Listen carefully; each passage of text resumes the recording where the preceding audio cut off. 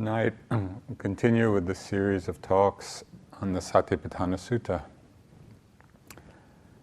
2 weeks ago, we talked about the section dealing with clear comprehension and the contemplation of the asubha, or non-beautiful aspects of the body. The next instructions that the Buddha gives in the sutta for contemplating the body, mindfulness of the body, draws the mind down to a further level of subtlety and refinement. So this is the instruction. Again, monks, he reviews this same body, however it is placed, however disposed, as consisting of elements. Thus, in this body there are the earth element, the water element, the fire element, and the air element. So here the Buddha is using the ancient Indian scheme of the 4 basic qualities of matter. Now it's clear that our scientific understanding has progressed considerably since those days. But these elements still provide a useful framework for understanding our felt sense, our subjective experience of the body and the physical world. So we'll just explore a little bit how that is. The earth element refers to the experience we have of the solidity of things, the qualities of stiffness, of hardness, of softness. So when we touch something and we feel the hardness, that's the expression or the manifestation of earth element. Water element is the experience we have of fluidity and cohesion. And the example is given. The fluidity aspect is quite clear, I think. Cohesion, it's like when you add water to flour, and all the particles of flour adhere together because of the adding of water. That is said to be the characteristic or the function of the water element. It makes things cohere. The fire element, heat, cold, temperature, and also lightness is an aspect of the fire element. And it functions, this particular element functions in quite a few different ways. It's the fire element that warms things. It's the fire element by which things age. It's the maturation process or the ripening process of things is due to the fire element. The excessive heat that can burn something up is the fire element. And the last, which is mentioned, is digestive heat. In Burma, this is called stomach fire. And it's believed that when stomach fire is strong, then food gets digested easily. And when stomach fire is weak, then there are digestive problems. So when I read this, I had a new understanding of the Burmese fondness for chili peppers. Because when you eat the chili pepper, it's burning. And one just wonders, why do people put this in the food? But the belief is, and it may well be true, that it increases the stomach fire. It aids in digestion. It is actually good for health. And so there's a whole different set of understandings around it. That's the fire element. The air element is what causes movement in the body. It's the experience of extension or expanding or distending. It's the feeling of pressure. If you imagine, blowing up a balloon, and as the balloon distends or expands, and the pressure against it, which is causing that expansion. When we're attending to rising and falling of the abdomen, it's really the noticing of the air element. It's the air element causing the pressure that we feel, which results in the movement. The commentaries go into a lot of detail about how each of these elements manifest, how we experience them. I think for our purposes, it's not that we necessarily have to know what every sensation we feel, which element it is, and whether we actually get it right or not. It's enough to know that the different elements, and maybe in these broad categories of understanding, that the different sensations we feel are an expression of these elements at play. With different sensations, different of these four elements become predominant. So how do we bring this into our practice? I mean, this is an instruction the Buddha is giving in the sutta. He's saying, contemplate the body however it's disposed in terms of these four elements. One way, which is more on the conceptual level, but still helpful in transforming our understanding, is to see that the various parts of the body, which we mentioned in the previous section of the sutta, you know, the hair of the head, hair of the body, nails, skin, organs, bones, you know, we went through the whole list. We can see each of those parts of the body, its physical matter, in terms of the predominant element. So things that are solid in the body is the earth element. You know, the bones, the organs, things that, or the experience of movement in the body, what they call the winds, is the air element. Fire element, obviously, is heat. And the water element is, in the body, all the aspects of fluidity, you know, the body fluids and blood. So understanding the body in this way, and even the parts of the body in this way, it's comparable to looking or taking a very familiar object and putting it under a high-power microscope. Our conceptual notion of what that object is completely disappears because we're tuning in, we're keying in to a whole different level of perception, a different level of reality. So there's a way of turning the mind to seeing certainly the outer elements of the body, and maybe if we had good inner psychic vision, the internal aspects of the body, to go past the concept and into just the experience of these four elements. But more directly, I mean, that might still be on the conceptual level.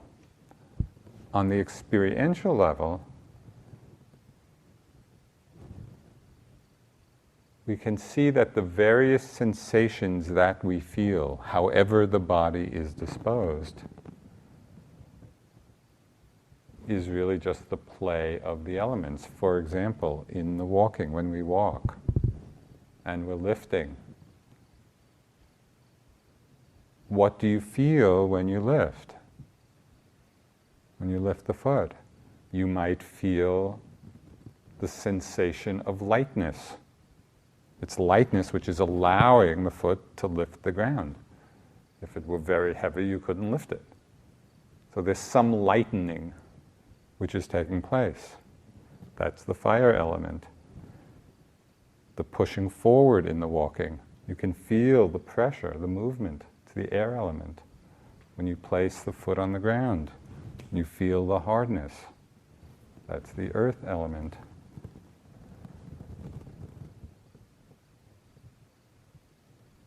Beginning to contemplate our experience in these terms effects a very important shift in our meditation practice. It effects a level shift.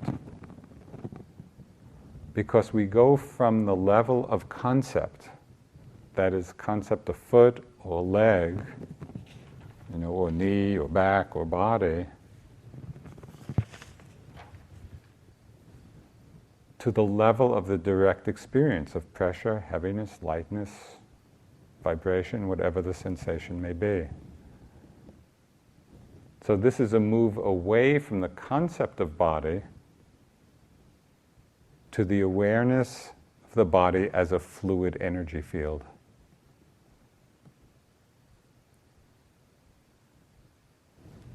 When we are perceiving our experience through the filter of the concept, we live in the illusion of something solid, of something permanent, of something stable.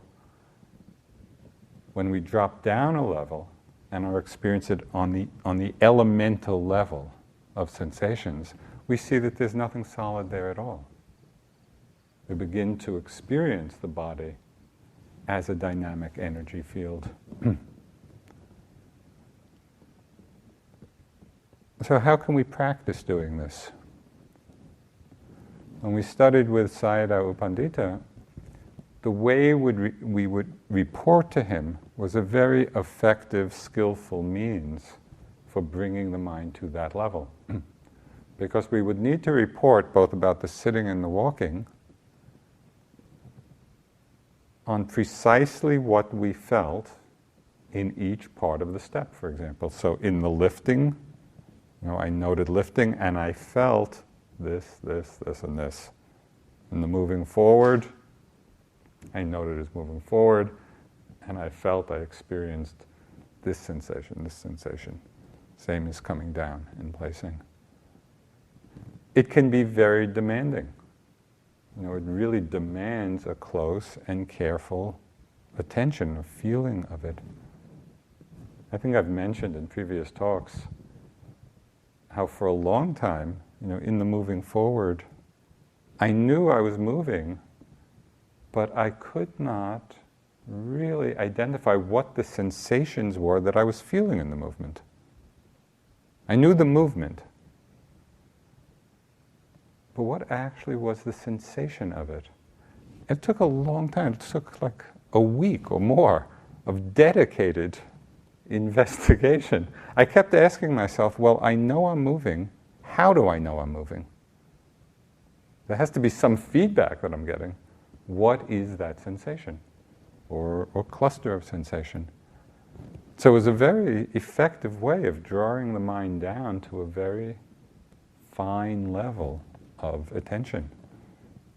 And then when I finally saw, oh, that's what it is, I got so excited. It was like this huge discovery.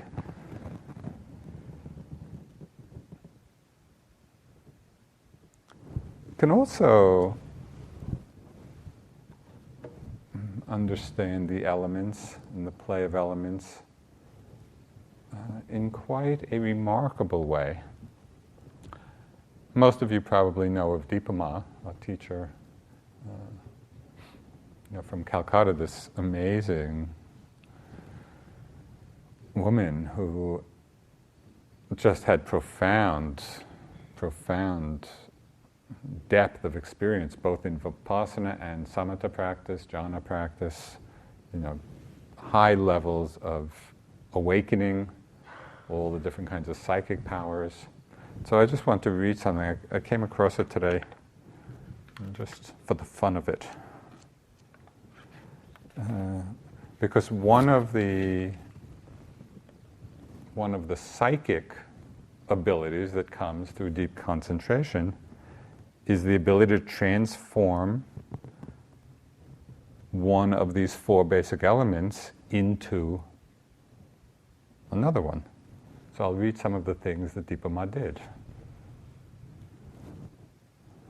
And she demonstrated each of these powers to Munindra, my first teacher, who confirmed her mastery of them. And the following accounts are based on his recollections and the recollections of some of her students.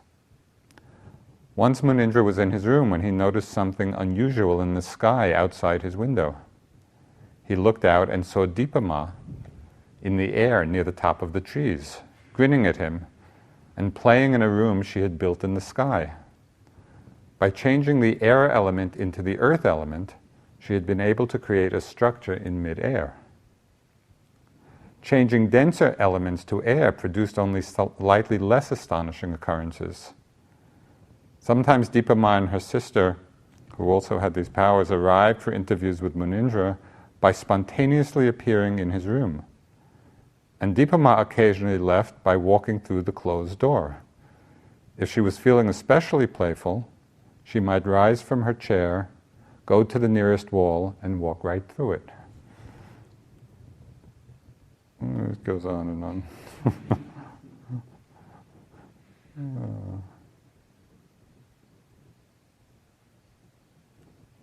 So if she had to walk alone at night, Dipama could duplicate her body, creating a companion for herself so that no one would bother her.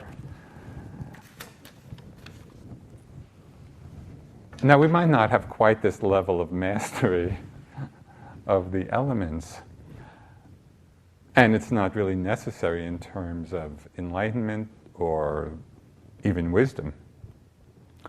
But I tell the stories both just to show the powers of mind that are there, but more importantly, to illuminate the fact that these elements are very dynamic. The world is not as static and as fixed as it might appear to our ordinary perception. And so with a highly developed mind, there's a lot of remarkable transformations and experiences that can happen in terms of these basic elements of experience. But for us, in our more ordinary practice with them, and really in our practice that leads not so much to the powers, but to the wisdom that frees the mind, when we free ourselves through this contemplation of the elements, when we free ourselves from the concept, from attachment to the concept of the body, then the mind is less prone to cling to it, to be identified with it, and all the desire and the aversion and the conceit that springs from that attachment. I'll just share with you one other little story of my time with Sayadaw in Burma. At one time, I had been sitting there for some time, and my practice was going well, and my body was very open, and it was like this just fluid energy field, and everything was flowing, except for one knot in my neck. You know, it was just that kind of very strong, predominant knot or block. So I went in and I reported to him that everything was really open, but there was this energy block, you know, that was very unpleasant. And he really got on my case a bit for calling it a block.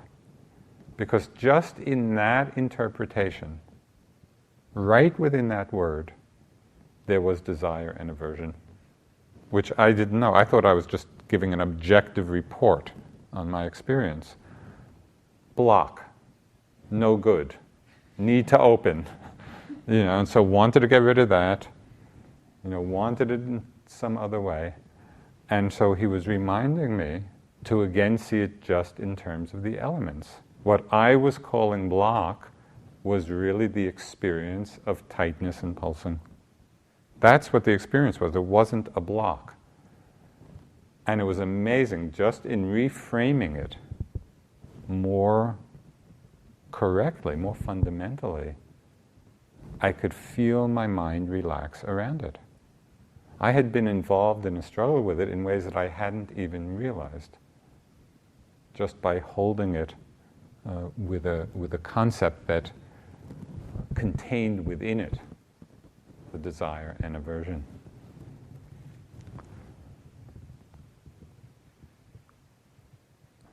Several times over the last weeks, we've also talked about the mental factor of conceit.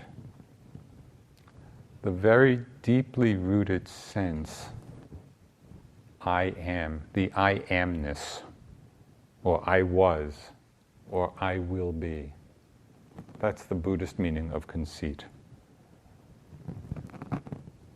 And this is one of the last defilements to be uprooted.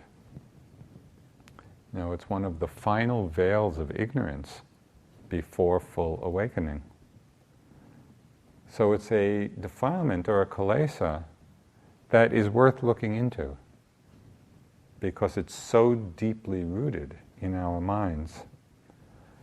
The contemplation of the elements is a very powerful remedy for this particular defilement. Notice how many times in the day this sense of I am arises in relation to our bodies. And then the comparisons in one way or another with the bodies of others. And we can notice how many different thoughts arise and how many different emotional patterns are triggered through these comparisons. How many projections we get lost in. But really, it's the underpinning of much of our consumer culture.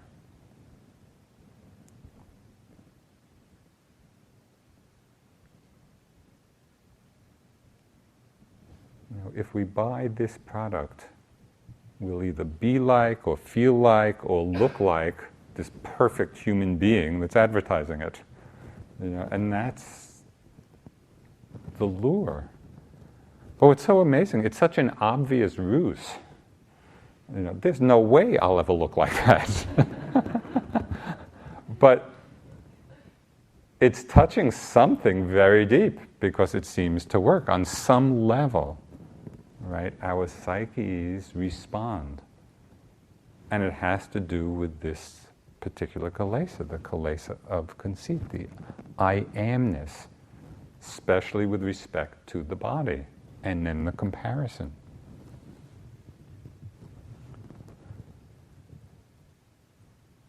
When we see the body both as a collection of parts, which was one of the previous contemplations, and when we do that, we see that none of the parts in themselves are particularly alluring. But then even further, to see the body as just the manifestation or the play, the interplay of these basic elements of matter. In those moments of mindfulness, in those moments of wise attention, when we're contemplating the body in this way, the conceit of I am falls away.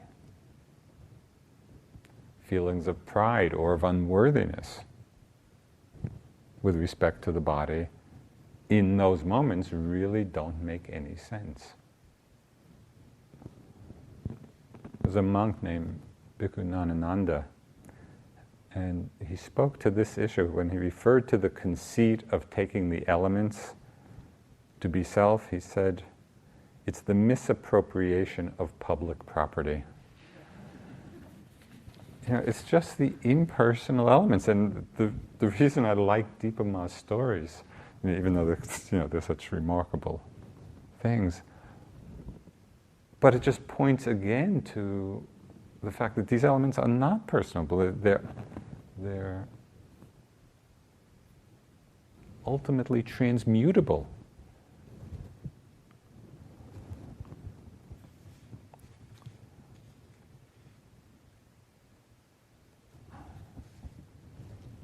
This is from the Middle End Sayings. There comes a time when the waters in the great oceans are not enough to wet even the joint of a finger. When even this external water element, great as it is seen to be impermanent, subject to destruction, disappearance, and change, what of this body, which is clung to by craving and lasts but a while? There can be no considering that as I or mine or I am. And the Buddha gives similar examples for each of the other elements. In this great, huge cycle of samsara, where even the great oceans dry up, the external water element, what is it that we're clinging to or identifying with? with these elements in our own bodies. It's a powerful reminder to us when we reflect on this of the inherent instability of these elements. What does this mean for what we rely on in our lives? Are we relying on them being a certain way? Are we relying on them on staying in balance? What does it mean for where we take refuge in the world? Contemplating the elements leads to a radically different vision, where we go beyond even the concept of being. So in the second part of this section of the sutta, the Buddha uses quite a graphic image to help effect this change of perception, where we go beyond the concept of being. So he starts with reviewing the body, however it's placed or disposed in terms of the four elements, earth, air, fire, and water. And then he says, just as though a skilled butcher or his apprentice had killed a cow and was seated at a crossroads with it cut up into pieces, so too he reviews this same body, however it is placed, however disposed, as consisting of elements thus. In this body there is the earth element, water element, fire element, and the air element. So when I first read this, it's, I think, a little easy for our sensibilities to be offended a bit by this image of butchering cows, and cutting it up. It doesn't seem very Buddhist, given all the emphasis on non-harming and compassion. But the Buddha really was just using the very ordinary experiences of daily life in those times to point to some very profound Dharma truths. He was taking the experiences at hand. And even today in India, all the cycles of birth and life and death, it's all out in the streets. It's not covered, it's not hidden, it's not prettified. It's like, okay, this is it. This is life, this is death. And it's seen very vividly. So why does the Buddha use this particular example? While the cow is still whole, whether it's alive or whether it's dead, we would still refer to it as a cow. In its wholeness, we still applied that concept, cow. But once it's cut up into pieces to sell as meat, at that point, the notion of cow is no longer there. You go to buy some hamburger, you don't say, "Can I please have some cow?" It's not how we see it, it's not how we view it, it's not how we understand it at that point. So this simile the Buddha's using, and again, I think he used it because it must have been a common sight, in the village bazaars of India. The Buddha's using this as an example of what happens when we experience the body as just the elements. It's as if we're carving up the body in terms of the four elements. We begin to lose the concept of body. We lose the concept of being or a person. You might have this experience very easily. And it's kind of an interesting thing to do as an exercise. Sometimes when I'm walking, I'll just be walking and without even particularly directing the mind to the feet or to the leg, but just the experience of the whole body moving through space and dropping down into the experience of what I'm actually feeling in that moment, its body disappears. It's just sensations in space being known. That's all that's happening, and it's a little odd, but very revealing of how much of our lives we are caught or we're imprisoned by the concept we have of the body rather than the direct felt sense of the elements.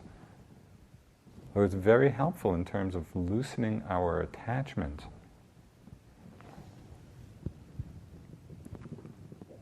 This has really enormous consequences for our understanding and how we live our lives. This is from the Path of Purification. The monk who is devoted to the defining or the contemplation of the four elements immerses himself in voidness and eliminates the perception of living beings. Because he has abolished the perception of living beings, he conquers fear and dread, and conquers delight and aversion. He is not exhilarated or depressed by agreeable or disagreeable things. And as one of great understanding, he either ends in the deathless realm or is bound for a happy destiny.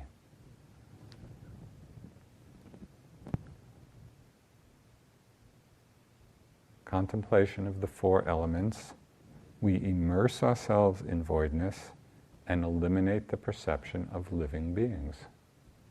Well, that's pretty radical in terms of a transformation of our understanding of ourselves and the world. Through this contemplation of the elements, we open the door to an understanding of two overarching principles that really frame the 2,600 years of Buddhist wisdom. And these are the principles of relative and ultimate truth. So relative truth is the conventional world we live in. The world of concept, the world of subject and object, of self and other, of birth and death. All the familiar experiences of our lives are contained within this domain of relative truth. Ultimate truth sees the world quite differently. On the level or domain of ultimate truth, there is no subject-object separation. In fact, there are no things at all. And the very deepest aspect of ultimate truth we could call the unmanifest, or the unborn, the undying, all the words the Buddha used to describe Nibbana. So one way of understanding how these two truths relate to one another, because we are living the unity of them. Just think for a moment of being in a movie theater, completely engrossed in the story. You know, it's a good movie and it has our attention and we're completely engrossed in it. And we may feel happy, we may feel excited, we may feel terrified, whatever, depending on the particular story, the movie being shown. Okay, so we're sitting there, completely engrossed, feeling all of these things. And then maybe something moves us to just glance upwards, and we see the light, which is being projected through the film, creating all the images on the screen. And we realize in that moment that nothing is really happening on the screen at all. There's no one being born, there's no one falling in love, there's no one getting chased, there's no one getting killed. really all that's happening, it's just a play of light and color. Yet when we're absorbed in the story, it feels so very real. It's sort of like a dream state. And when we're in the dream, it feels like such a basic reality, and yet when we wake up, we see all of that was not happening. We can take it even further. What happens to our experience of even the light and the color, even if we've gone beyond the relative level of story? What happens to our experience of the light and the color if there's no screen, or there aren't even particles of dust for the light to land on? What's our experience of light then? We can get a sense of the unmanifest. It's not manifesting because there's no place to land. So on the relative level, in our lives, we live and we act and we relate as individuals, as one individual to another, and this is a big part of our lives, with all our personal stories and our personal histories. And on the ultimate level of understanding, we see that there's no self, there's no I, there's no one there at all. That it's all a play of momentary changing elements. That's all that's going on. And we create out of that the drama of our lives.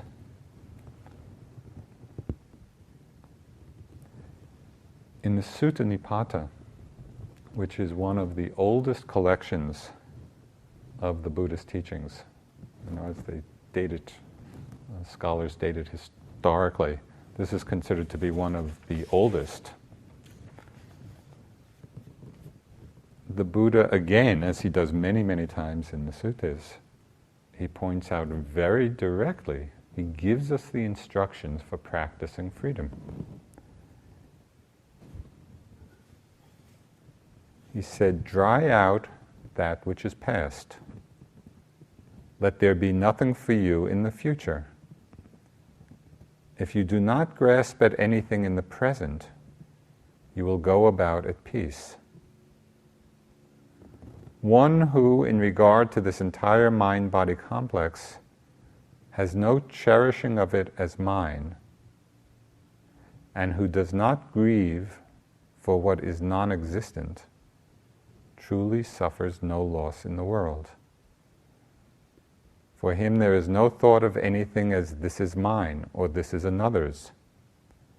Not finding any state of ownership and realizing nothing is mine, he does not grieve."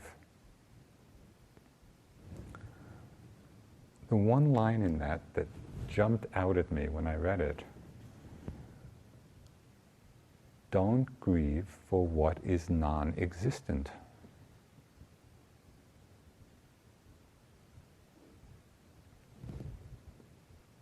That's like a wake-up call. What are we doing? It is really like a dream, and even in intense situations, they may be intense on the relative level. But if we can touch even briefly or even for a few moments, just to open us to the possibility of an understanding on the ultimate level that takes us beyond the concept of being, of self, then we don't grieve for what is non-existent. And the mind is at peace. And one of the best examples of this, and this is a story I tell very often because it's so remarkable, is of the death of the 16th Karmapa, the head of one of the Tibetan lineages, who died some time ago, 17, 18 years ago. Now there's the 17th Karmapa, But anyway, when the 16th was dying, his body was riddled with cancer, and he was in a hospital outside of Chicago in Zion, Illinois. His disciples were all around him, and they were very upset here. That this great master and beloved teacher was dying, and the body was in such a terrible state. And they were grieving the fact that he was dying. And at one point, it said he turned to them, turned to all these grieving disciples, and said, "Don't worry, nothing happens." Well, that's a remarkable understanding. That here's this body doing all of this stuff, but from his perspective, from the perspective of the ultimate level, nothing is happening. It's like the movie on the screen. So our practice, we do it very slowly and gradually and modestly, but we begin to touch, we begin to experience this level. Of course, this is the tremendously liberating aspect of Dharma practice. But there's also a certain caution here, which I think is important to point out. Because it's possible, and this happens in different spiritual scenes and with us at different times, it's possible to become attached to this ultimate perspective before we are truly and fully free. We get caught in the perspective, oh, it's all empty, nothing matters. And we lose our connection with what the ancient Taoists call the 10,000 joys and the 10,000 sorrows. And some great masters have pointed out the danger of this.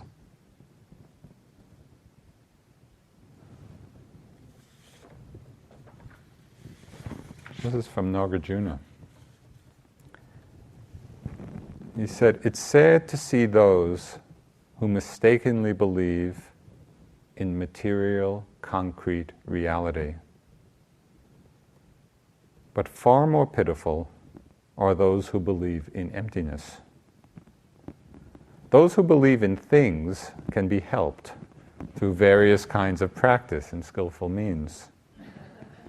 But those who fall into the abyss of emptiness find it almost impossible to re-emerge, since there seem to be no handholds, no steps, no gradual progression, nothing to do."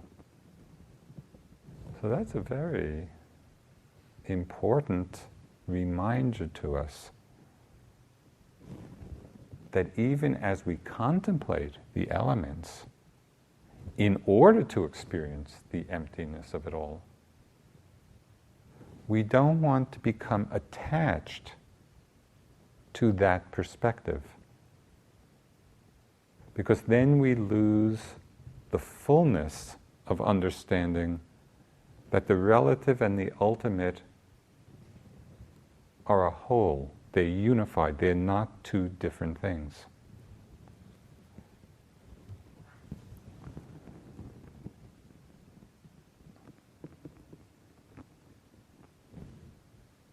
A mature spiritual practice sees the union of these two levels. We're not so caught in the relative that we take it to be a concrete reality and lost in self and lost in our dramas and lost in the story. And we also don't get attached to the ultimate level, where we're ignoring the truth of our relative existence. And we can see how this works pretty clearly, the interplay of these two levels, in our practice of the Brahma Viharas, of metta, compassion, sympathetic joy and equanimity. Because the Brahma Viharas are all based on the level of concept. Right? It's the concept of being. May I be happy, may you be happy, may all beings be happy. We're not saying may the earth element be happy and may the water element be happy. We are addressing the level of being, So that's the conceptual relative level. Yet the deeper our understanding of selflessness, of emptiness, the freer the love and compassion flow. There is a relationship between these two.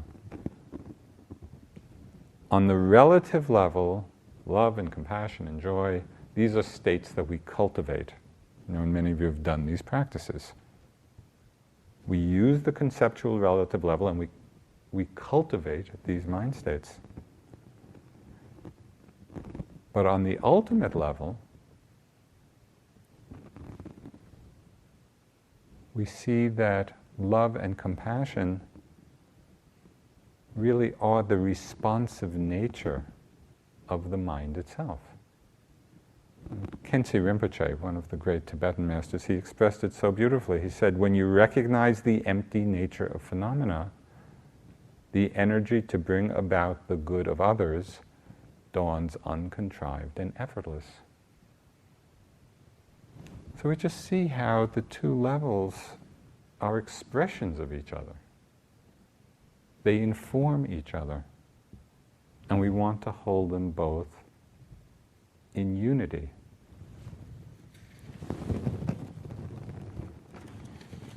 This understanding of the union of the relative and ultimate levels gives rise to the very rare flower of bodhicitta, the awakened heart,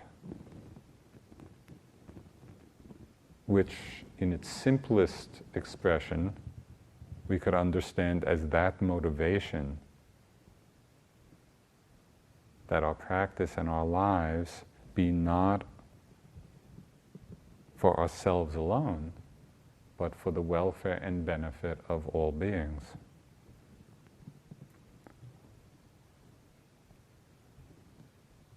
This is both an incredibly noble and profound aspiration. This is big. To dedicate our lives to the welfare and benefit of all. So it's important that we start small, that we really undertake this with humility, that we don't kind of idealize it.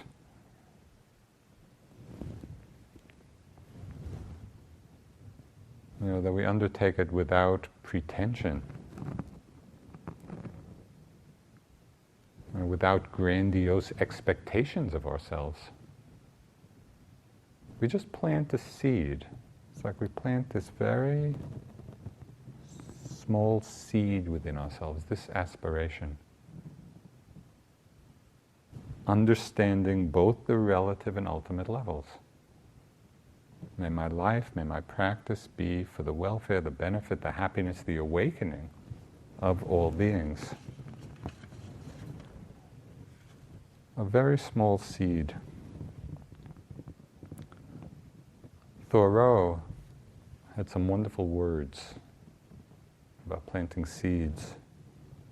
He said, though I do not believe that a plant will spring up where no seed has been, I have great faith in a seed.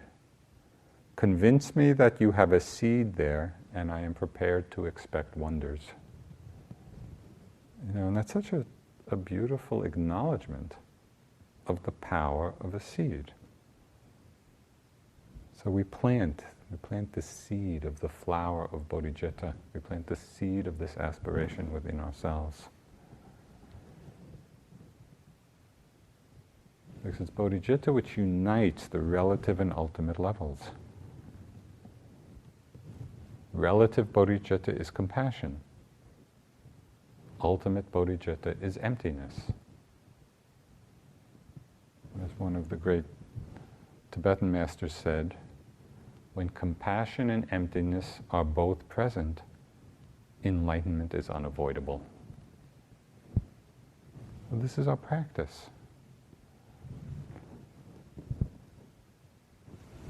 I'd just like to close with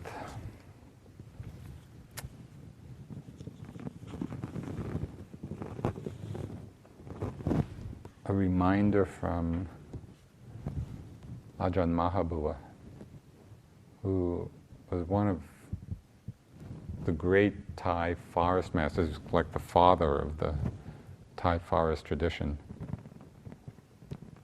Not from Mahabua, from the biography of Ajahn Mun, who was Ajahn Mahabua's teacher.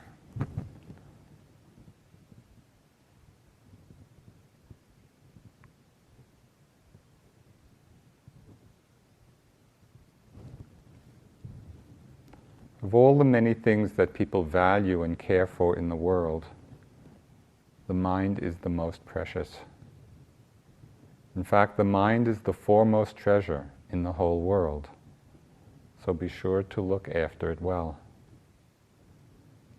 To realize the mind's true nature is to realize Dhamma. Understanding the mind is the same as understanding Dhamma. Once the mind is known, then Dhamma in its entirety is known. Arriving at the truth about one's mind is the attainment of Nibbana. The mind is a priceless possession that should never be overlooked.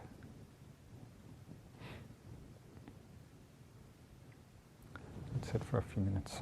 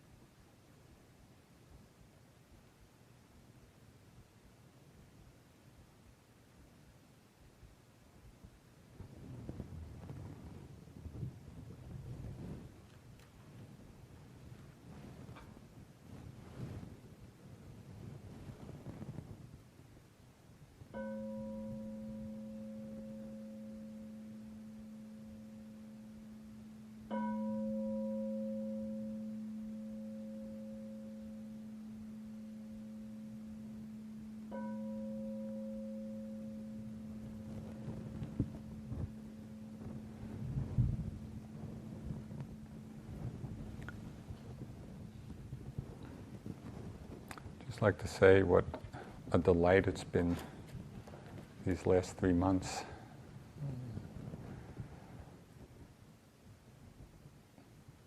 Just each time walking over here, it's sort of like a Dhamma Deva world, and it's so wonderful, and it's been great to have the opportunity to go through the Satipatthana Sutta in this way.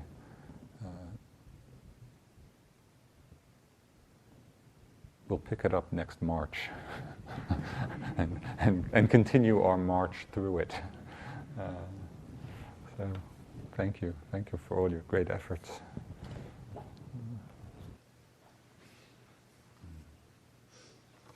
Now let us chant the verses of sharing and aspiration. Through the goodness that arises from my practice, may my spiritual teachers and guides of great virtue, my mother, my father, and my relatives, the sun and the moon, and all virtuous leaders of the world,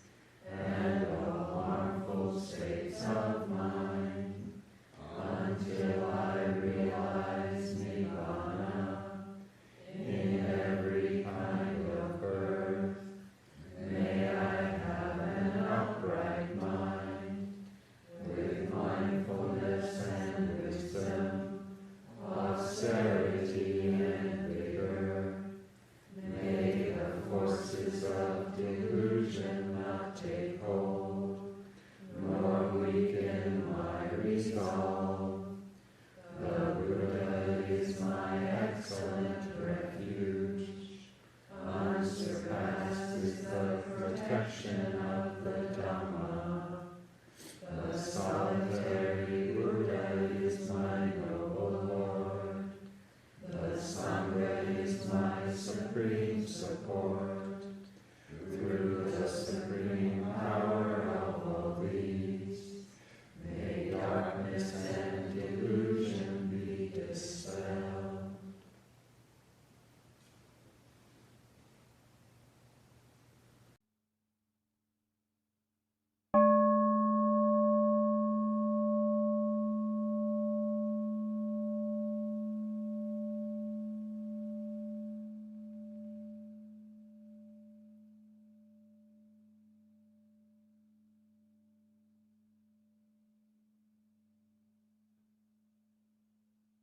This talk was given by Joseph Goldstein at Forest Refuge on June 29, 2004.